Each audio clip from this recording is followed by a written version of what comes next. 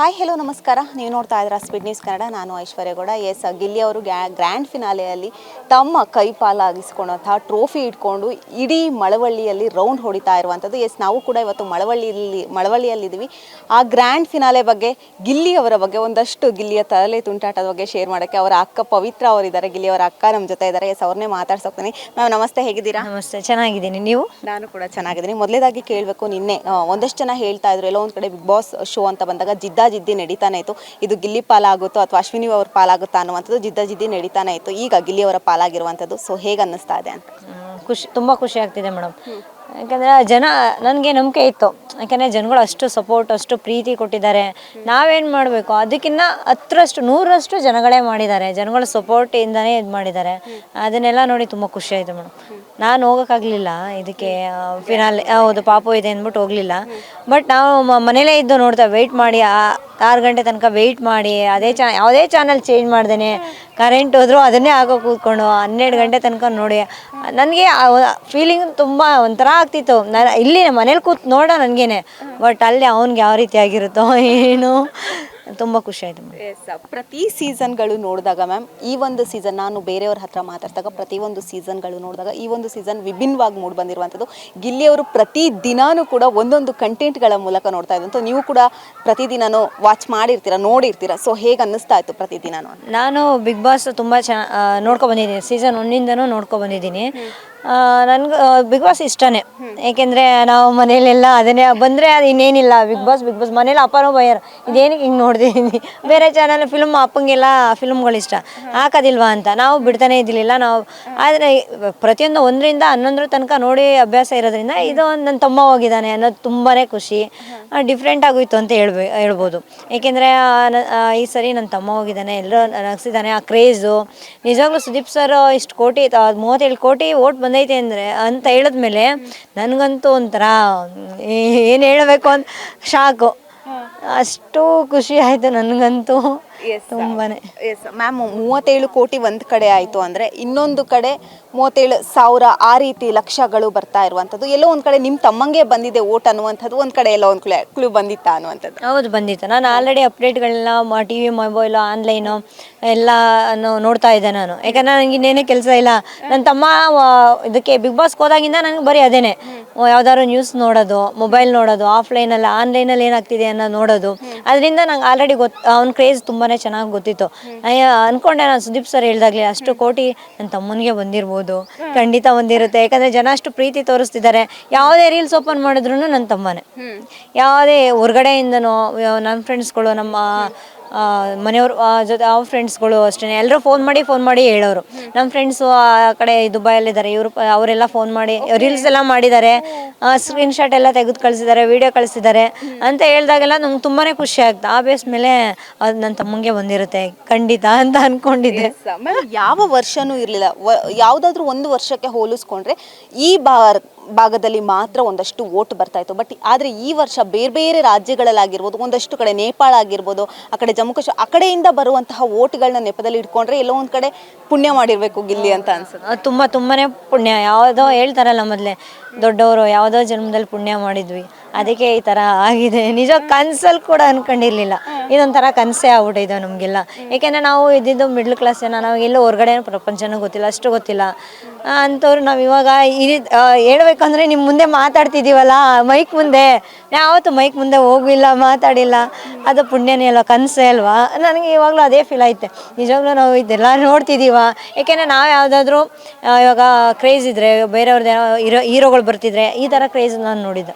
ನಾವೇನೋ ಹೋಗಿ ನಿಂತ್ಕೊಂಡಿದ್ದೀವಿ, ಯಾವ ಹೀರೋ ಬರ್ತಿದ್ರೆ ಯಾರು ಬರ್ತಾವ್ರೆ, ಏನು ಇಷ್ಟೊಂದೆಲ್ಲ ಆಗೈತಲ್ಲ, ನಾವು ನೋಡಬೇಕು, ಆ ರಶ್ ಇದ್ರೂ ಎಲ್ಲ ಬಗ್ಗೆ ನೋಡಬೇಕು, ಹೆಂಗಿರ್ತಾರೆ. ಯಾಕಂದರೆ ಟಿವಿನಲ್ಲಿ ಹೆಂಗಿರ್ತಾರೆ, ರಿಯಲ್ ಆಗಿ ಹೆಂಗಿರ್ತಾರೆ ನೋಡ್ಬೇಕಲ್ಲ ಅನ್ನೋ ಒಂದು ಕ್ಯೂರಿಯಾಸಿಟಿ ಇರ್ತಿತ್ತು. ಇವಾಗ ನನ್ನ ತಮ್ಮಂಗೆ ಆ ಥರ ಕ್ಯೂರಿಯಾಸಿಟಿ ಇದೆ ಅಂದರೆ ನಾವು ಅದೃಷ್ಟವಂತರಲ್ಲ.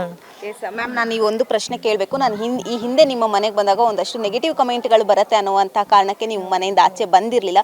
ಬಟ್ ಈಗ ಯಾವ ಸ್ಥಿತಿಲಿ ಇದೆ ಅನ್ನುವಂಥದ್ದು?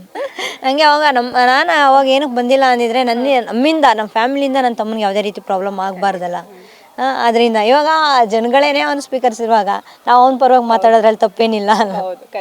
ಅದಕ್ಕೆ ಮೇಡಮ್, ಅದಕ್ಕೆ ಬಂದಿರಲಿಲ್ಲ. ಎಷ್ಟೋ ರಿಯಾಲಿಟಿ ಶೋಗಳಲ್ಲಿ ಗಿಲ್ಲಿ ಅವರು ಹೋಗಿದ್ದಾರೆ, ಮಾಡಿದ್ದಾರೆ, ಅದರಲ್ಲೆಲ್ಲ ರನ್ನರ್ ಅಪ್ ಆಗಿರುವಂಥದ್ದು, ಈಗ ವಿನ್ನರ್ ಆಗಿರುವಂಥದ್ದು ಎಷ್ಟು ಖುಷಿ ತಂದಿದೆ ಅಂತ?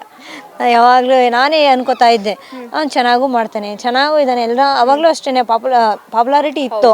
ಯಾಕಂದರೆ ಒಂದು ಏಜ್ ಗ್ರೂಪ್ ಇರ್ತಿತ್ತು, ಹುಡುಗರು ಆ ಏಜ್ ಗ್ರೂಪಲ್ಲಿ ಆ ಥರ ಗ್ರೂಪ್ ಇರ್ತಿತ್ತು. ಅವಾಗೆಲ್ಲ ಇದು ರನ್ನರಪ್ಪ ಯಾವಾಗ ನೋಡೋ ರನ್ನರಪ್ಪೇ ಬರುತ್ತಲ್ಲ, ವಿನ್ನರ್ ಯಾವ ಬರೋದೇ ಇಲ್ವಲ್ಲ ಅನ್ಕೊಂಡು ನಾನು ತುಂಬಾ ಫೀಲ್ ಮಾಡಿದ್ವಿ.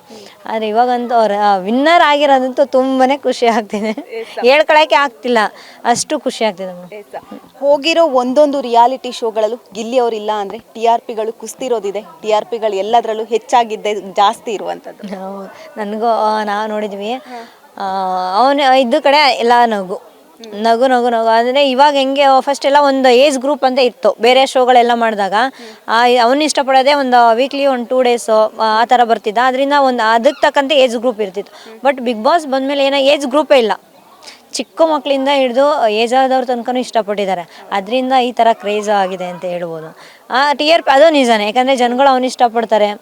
ಅವನು ಏನೇ ಮಾತಾಡಿದ್ರು ಅವನು ಅಂದರು ಒಂಥರ ಕಂಟೆಂಟ್ ಥರ ಅವ್ರು ಏನೋ ಅನ್ಕೊಬಿಟ್ಟಿದ್ದಾರೆ. ನಿಜವಾಗ್ಲೂ ಅವ್ರು ಏನೋ ಮನಸ್ಸಲ್ಲಿ ಆಲ್ರೆಡಿ ಅವ್ನ ಮನಸ್ಸಲ್ಲಿ ಹಾಕೋಬಿಟ್ಟಿದ್ದಾರೆ ಜನಗಳು.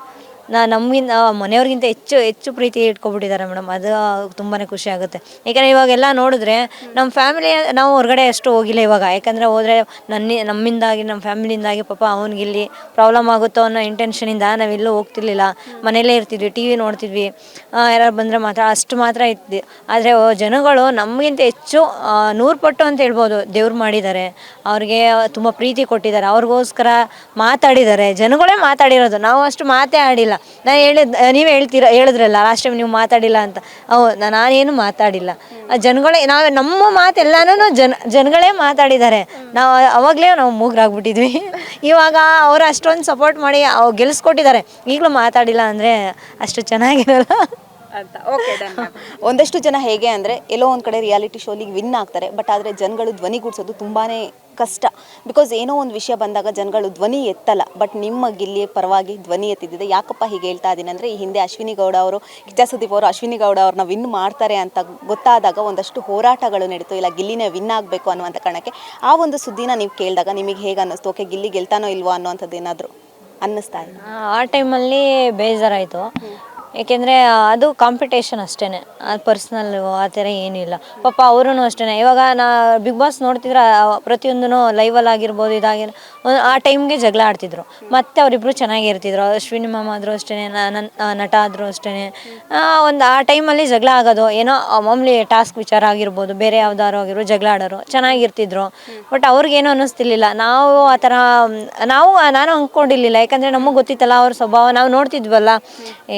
ಅವನು ಯಾವುದನ್ನು ಕ್ಯಾರಿ ಮಾಡಲ್ಲ, ಅವನ ಏನು ಜಗಳ ಆಗಿರ್ತದೆ ಅದು ಅಷ್ಟೇ ಬಿಟ್ಟು ಮೂವ್ ಆಗ್ಬಿಡ್ತಾನೆ.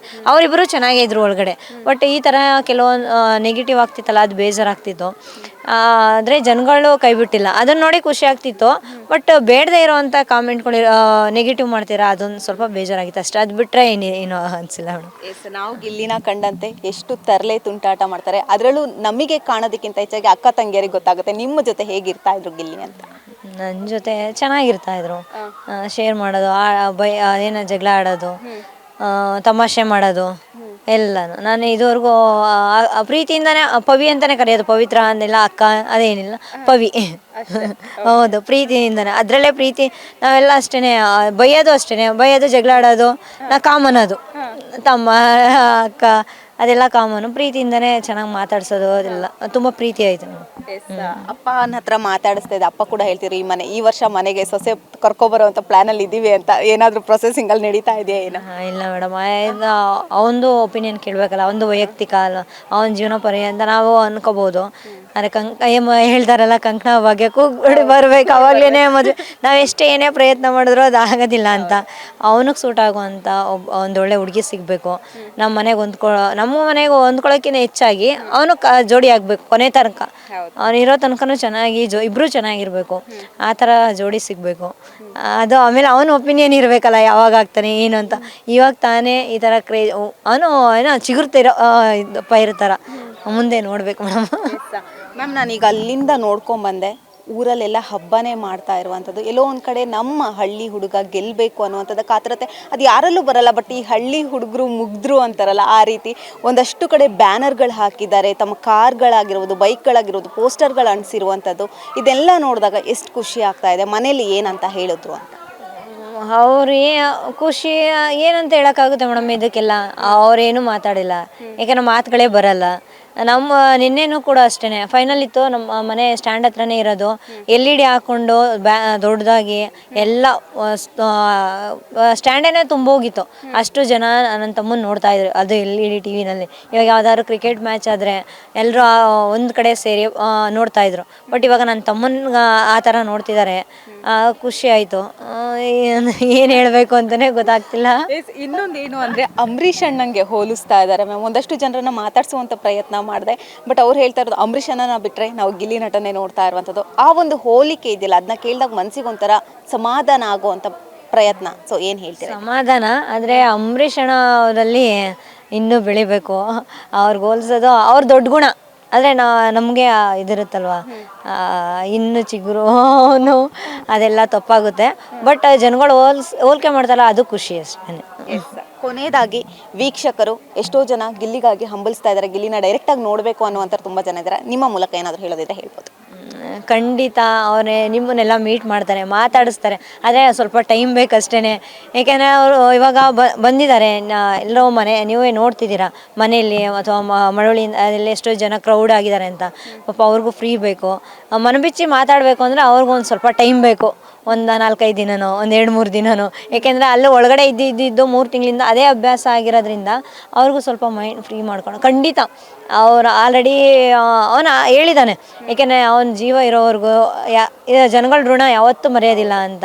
ಅವನು ಯಾವತ್ತೂ ಹೇಳ್ಬೋದು ಕೆಲವರು, ಏಕೆಂದರೆ ಮಾತಾಡಿಸಿಲ್ಲ ಹಾಗೆ ಹೀಗೆ ಅಂತ ಕೆಲವ್ರು ಅನ್ಬೋದು. ಆದರೆ ಸಿಚುವೇಶನ್ ನೀವೇ ನೋಡ್ತಿದ್ದೀರಲ್ಲ ಮೇಡಮ್ ಯಾವ ರೀತಿ ಇದೆ ಅಂತ. ಅವ್ನು ಮಾತಾಡೋಕ್ಕೆ ತಾನೇ ಆಗುತ್ತಾ? ಅದಕ್ಕೆ ನಾವು ಕೂಡ ಅರ್ಥ ಮಾಡ್ಕೋಬೇಕು. ಖಂಡಿತ ಅವನು ಯಾವುದೇ ಕಾರಣಕ್ಕೂ ಆ ಥರ ಏನೋ ಇವಾಗ ಹಿಂದೆ ಈಸ್ಕೊಂಡು ಮುಂದೆ ಹೋಗೋದು ಆ ಥರ ಬುದ್ಧಿ ಅವನಲ್ಲಿಲ್ಲ.